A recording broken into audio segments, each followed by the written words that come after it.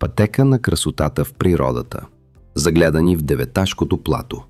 Брестово, връх Чуката, 360 градуса природна красота.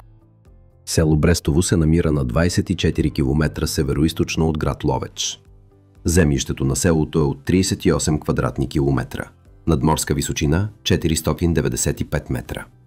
Граничи с селата Тепава, Деветаки, Какрина, Гостиня от Ловешка община и Агатово и Малки Вършец от община Севлиево. В землището на селото има дълбоки карстови форми, пещери, подземни реки и други. Най-дълбоката пропастна пещера е Кантилката. В близост до селото се намира пещерата Погрис, вертикална, с дълбочина над 10 метра, изследвана през 1976 година.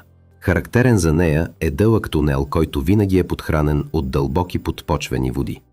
Тези пещери не са пригодени за посещение от туристи.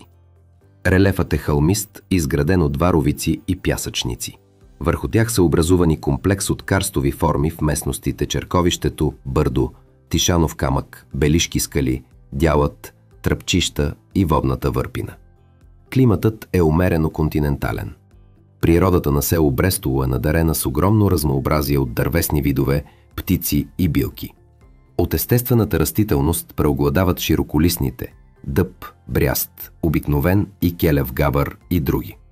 Животински представители са сърна, заек, дива свиня, фазан, лисица, както и много видове птици.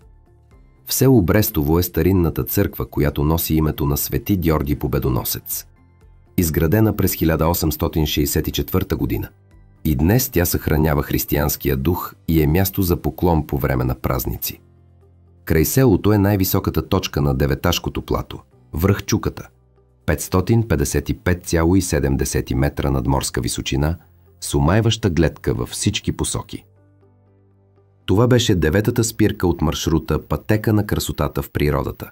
Загледани в Деветашкото плато. Посетете сайта на Сдружение Деветашко плато, за да научите повече за другите маршрути и предизвикайте себе си, като ги обходите.